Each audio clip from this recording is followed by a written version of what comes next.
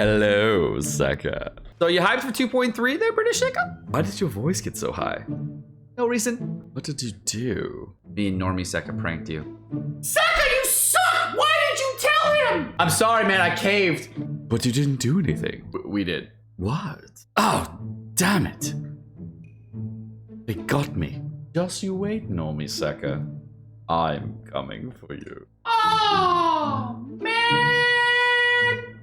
You're screwed.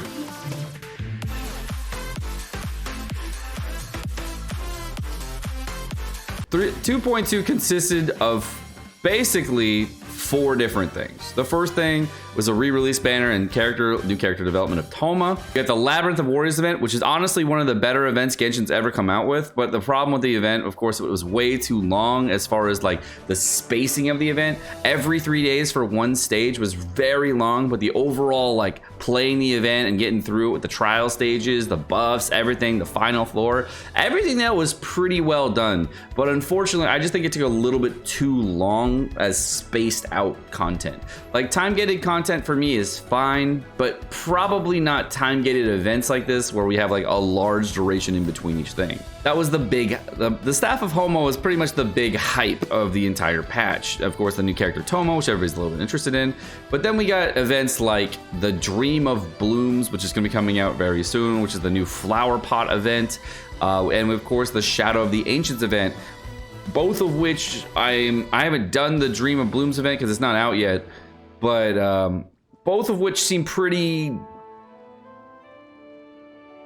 you know. And then the final thing about 2.2 that I wanted to mention is the giant, wondrous island that is Tsurumi Island.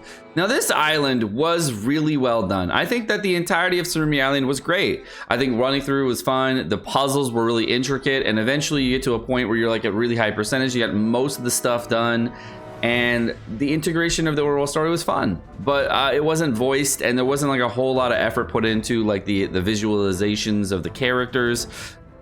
They seem very basic and like just reused models of what they've had before. But I did like the fog aspects of the terrain. The overall scenery was beautiful and everything. And you see, I didn't even finish getting all the chests because I have 3 accounts and I just don't have time to do all of that. I haven't even finished the Ghost Quest either, but the Ghost Quest is really fun. And there's like a lot of hidden quests and fun things to do on Tsurumi Island that I thought was great. But as far as other content to do between patches, I felt like this patch was a little bit lighter than most. And again, it's just factual information for me, and based on my opinion, I'm not gonna rant and rave about it.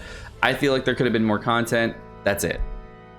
2.3, however, I have slightly larger expectations. Now, for 2.2, my expectations were pretty much that. I thought it was gonna be light on content, there wasn't gonna be a lot of stuff, and it was gonna be just a chill patch. Now, the thing that we're of course looking forward to in 2.2 is gonna be Gorou as well as Arataki Itto. And both of these characters seem really interesting. I haven't made a YouTube video discussing what I think about these characters and talking about them, but basically my initial thoughts are Itto as a character, because he's gonna be a 5-star character, will most likely be a main DPS character, like pretty much most of the 5-star characters in Genshin Impact. And Itto and Gorou's probably going to be a supporting character. My guess of the relationship between the two characters, which is going to be pretty basic, is going to be very, very similar to that of 2 characters that we all know and love. 2 characters, of course, being Sarah and Raiden Shogun. The reason I think they're going to be the same is, of course, one is going to be, they're both Electro on this patch versus them being both being Geo there. Whereas Sarah was a very Electro-oriented character that, of course, boosted out your entire team in damage. But one of the things about Sarah that I thought was very interesting, of course, was her constellations boosting solely Electro and giving Electro a big bonus. Now, I think that Itto, if they're going to be going on that path and giving Itto a nice little character bump there for a supporting character with a 4-star along with it, if they're going to be going along with this new type of meta of boosting one type of element, my thought, of course, of that is that Gorou is going to be a supporting character for Itto. Totally didn't look at anything else. But the relationship between the 2 characters is going to be pretty cut and dry. Now, I expect both of them to be on a similar banner coming out next patch, because that's the way they did Raiden Shogun as well as Sarah, so I assume they'll be on that same banner. And I also assume that there's going to be a re-release character coming out very soon, and that re-release character, of course, is going to be a Barada. So Albedo, if you didn't know, is going to be a character coming out to Genshin that came out last December with the area Dragonspine. And he is awesome. He is the current, in my opinion, free-to-play best 5-star. Currently the best 5-star in Genshin for free-to-play. But that kind of changes next patch because he's not as free-to-play friendly next patch. He's more free-to-play friendly. It's kind of the reason he's so free-to-play friendly is beforehand, Albedo is actually a character you only really need to level the elemental skill on. So he's a very low investment character for overall damage. And the only thing you need on him is character levels.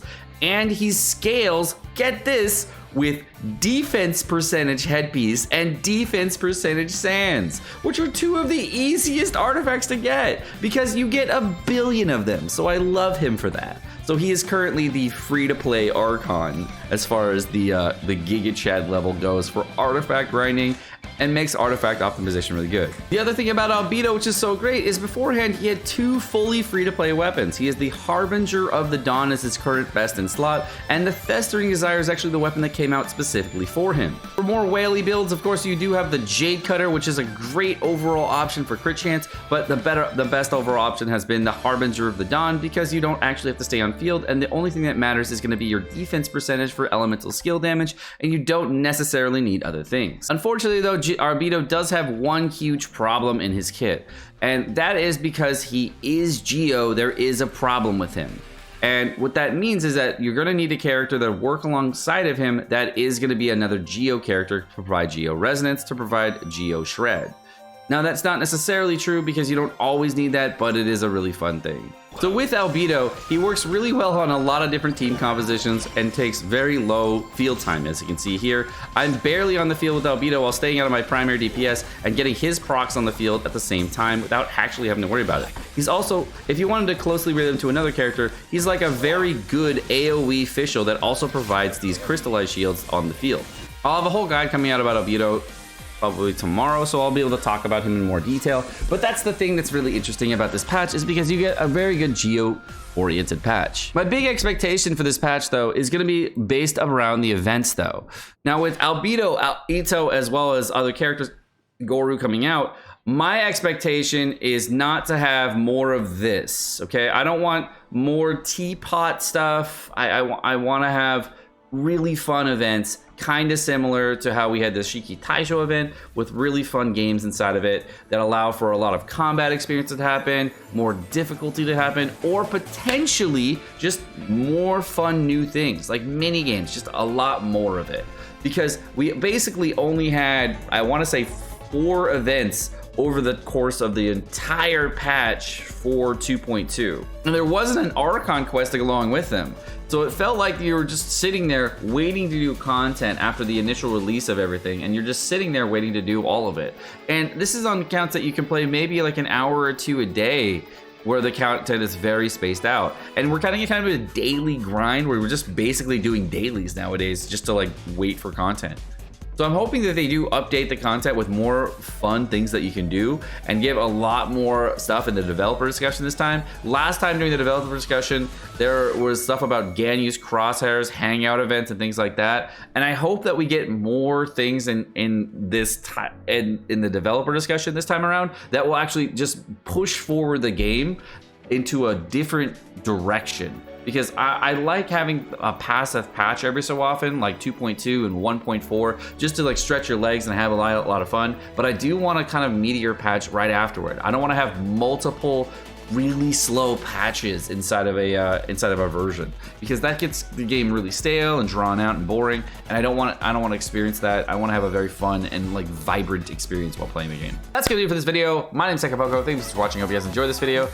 Let's see what you guys think of this video in the comment section down below. You have a wonderful rest of your day.